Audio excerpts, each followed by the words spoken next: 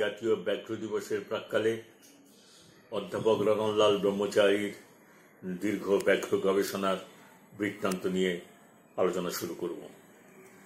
1961 সাল তাত্ত্বিক গবেষণা রিমানীয় জিওমেট্রি থেকে রিলেটিভিস্টিক কসমোলজি ছেড়ে জৈব বিজ্ঞানের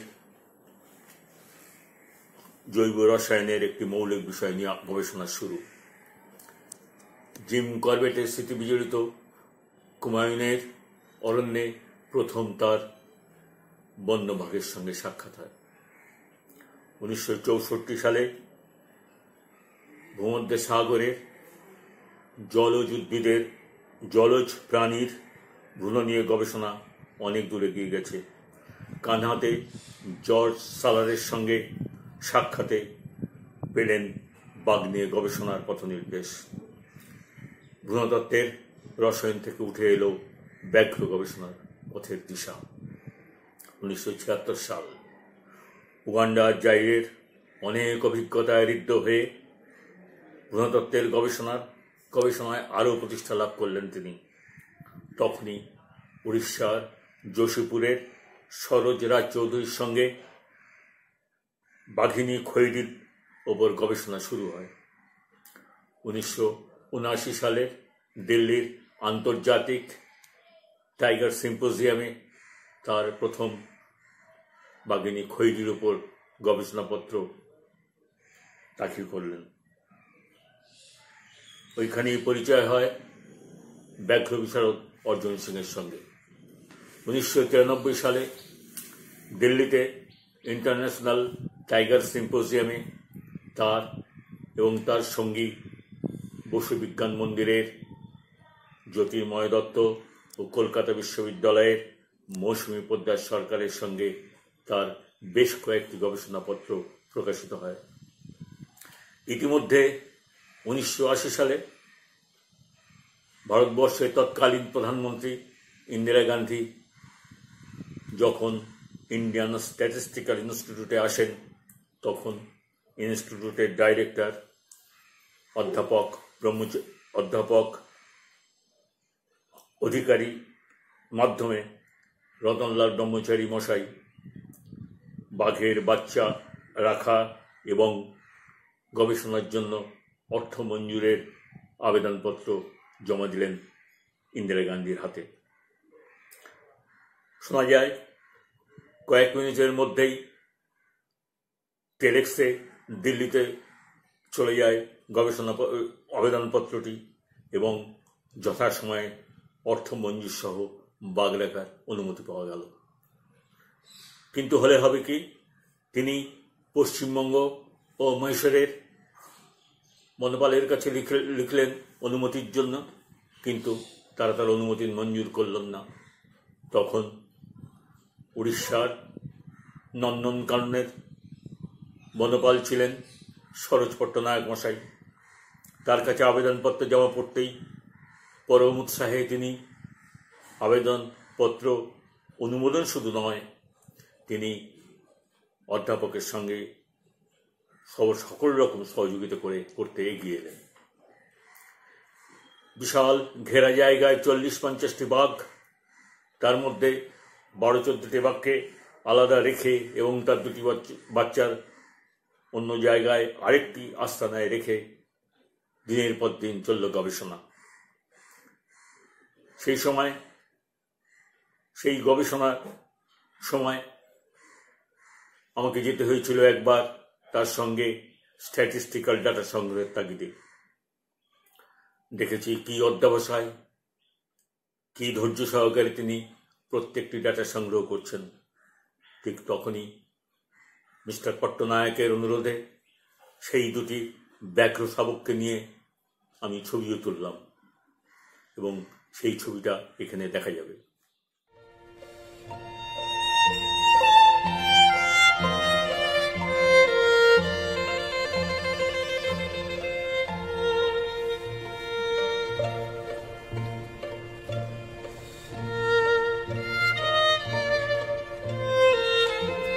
এরপর বাঘের থেকে শুরু হলো সিংহ, লেপার্ড আর চিতার উপরে গবেষণা। সিংহ আর চিতার গবেষণা হয়েছিল আফ্রিকায়।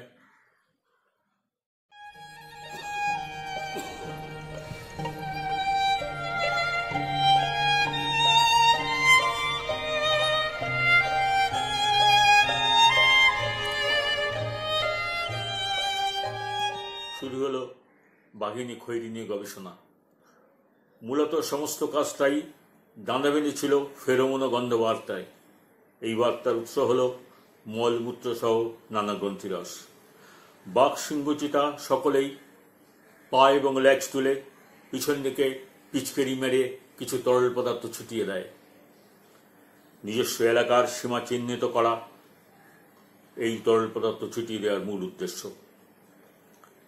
এই পিচকেরি বা স্প্রেইং সাধারণত scent marking with a mixture of urine and anal gland secretion.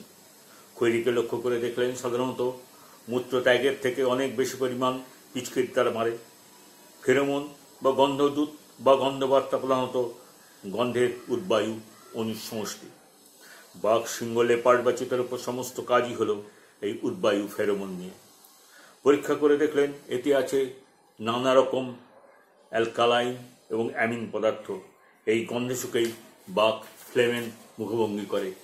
যেটা উল্লেখযোগ্য সেটা হলো এই উদ্বায়ু পদার্থের সঙ্গে বাসমতি বা গোবিন্দভোগ বা সোনামুগের গন্ধের অনেক মিল আছে, কিন্তু এই সুগন্ধগুলি কয়েক মিনিটের মধ্যে মিলিয়ে যায়।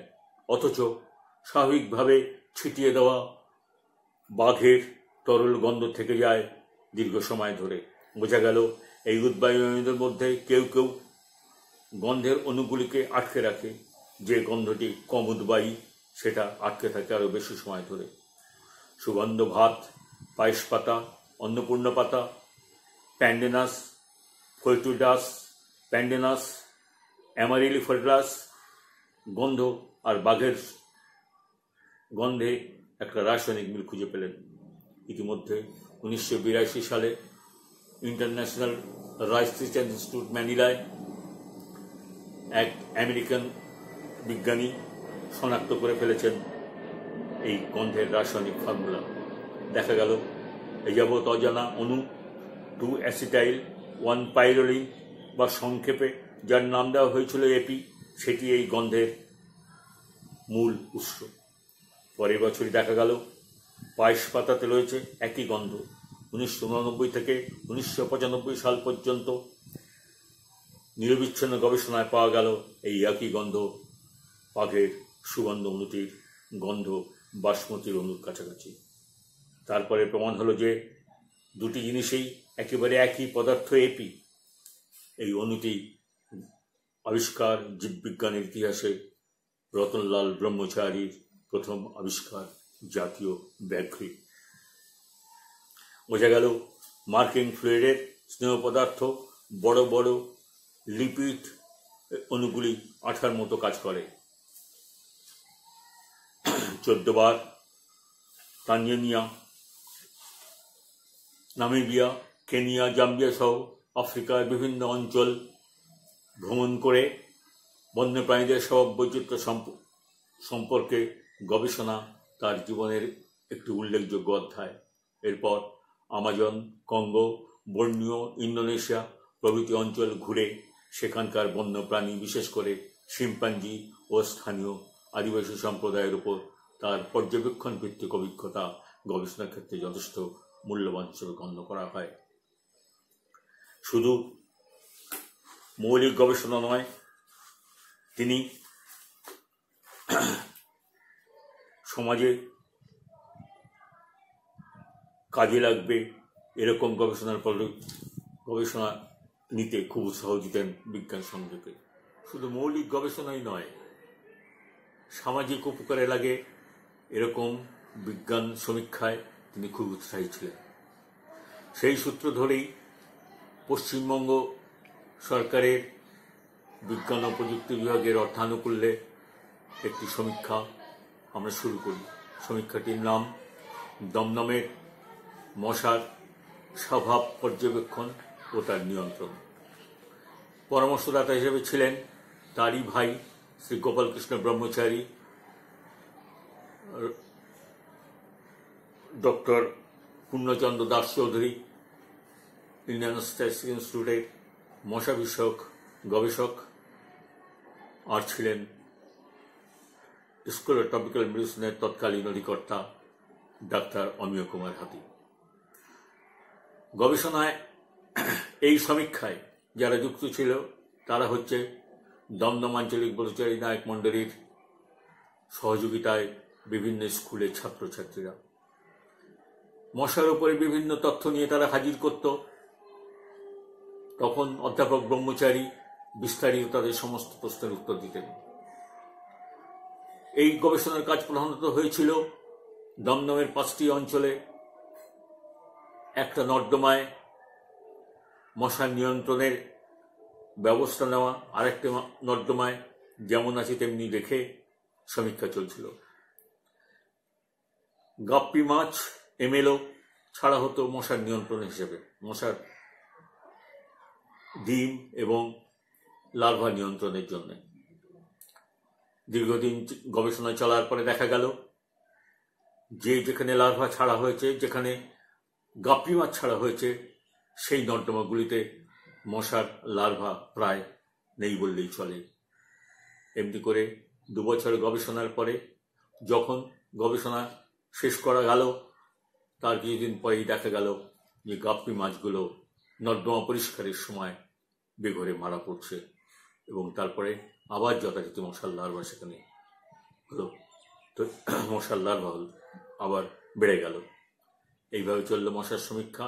এরই মধ্যে একটি ছেলে ক্লাস 7-এ পড়ে, সে একটা বড় মশার লার্ভা নিয়ে এসে হাজির। রতনলাল ব্রহ্মচারী মশাই সঙ্গে বললেন, এটি হচ্ছে মেগারিনাস টক্সোরিনকাইটিস। এটি তুমি কোথায় পেয়েছো? ছেলেটি উত্তর দিল, এটি আমি পেয়েছি টায়ারের জমা জলে। এরপরে আরেকটি ছেলে অ্যানোফিলিসের লার্ভা টেস্ট টিউবে নিয়ে এসে হাজির করলো, বলল এটা আমার সামনের পুকুরের জলে পেয়েছি। উনি অবাক, বললেন যে রোনাল্ড রসের যত অভিজ্ঞতা, তার যা লেখা, তাতে দেখা গেছে ডাবের খোলায় কিংবা খুঁড়িতে জল জমে থাকলে বা যেখানে ছোট্ট জায়গা যদি মাটির মধ্যে বৃষ্টির জল জমে, তবেই সেখানে অ্যানোফিলিসের লার্ভা পাওয়া যায়। তুমি তো এটা রোনাল্ড রসের তত্ত্বকে ভুল প্রমাণিত করে ছাড়লে। অবাক বিশ্বাসী তাকিয়ে থাকলো। উনি বললেন যে এইরকম ছেলেদের চোখে অনেক নতুন তথ্যই ধরা পড়ে, সেগুলো আমাদের ঠিক মতো রক্ষণাবেক্ষণ সহ তার বৈজ্ঞানিক ব্যাখ্যা লিখে রাখা খুবই জরুরি। পরবর্তীকালে যখন ডেঙ্গুর প্রকোপ বেড়ে গেল খুবই, তখন অধ্যাপক ব্রহ্মচারী আফসোস করে বলেছিলেন, আমাদের ওই সমীক্ষা যদি এরা কাজে লাগাতো তাহলে মিউনিসিপ্যালিটি বা জনসাধারণের এত দুর্ভোগ কখনোই হতো না। এই কথা বলার লোক দমদম থেকে শুধু নয়, পৃথিবী থেকে চিরবিদায় নিয়েছেন। ফলে আজ আর সেই পরামর্শ, সেই ধরনের কোনো বক্তব্য আমরা শুনতে পাই না। এরপরে আরেকটি ঘটনা, যখন তার ইনস্টিটিউটে আমি যাতায়াত করি, একবার কথায় কথায় মাছের ইন্ডুস প্রসঙ্গের ব্যাপারে আলোচনা হলো। তিনি শুনেই বললেন, এটা নিয়ে একটা সেমিনার নিশ্চয়ই করতে হবে। আমি বললাম, এটা নিয়ে সেমিনার করবেন? বলছি হ্যাঁ। বললেন, এটা সবাইকে জানাতেই হবে। ইন্ডিয়ান স্ট্যাটিস্টিক্স অডিটোরিয়ামে তিনি ব্যবস্থা করলেন সেমিনারের। বক্তা কে? ইনস্টিটিউটের মালি, যে উল্টো দিকে একটা পুকুরে মাছ বৈজ্ঞানিক প্রথায় মাছ চাষ করে অনেক উৎপাদন বাড়িয়েছে, সে, আমাদের বিজ্ঞান সংঘের অপরেশ পাল এবং আমি। তখন শুরু হলো সেমিনারে আমাদের বক্তব্য। হঠাৎ দেখি বেশ কিছু অধ্যাপক ও ছাত্র গবেষক বাড়ির থেকে রওনা হয়ে যাচ্ছেন। অধ্যাপক ব্রহ্মচারী তাড়াহুড়ো করে বেরিয়ে এসে বললেন, আপনারা চললেন কোথায়?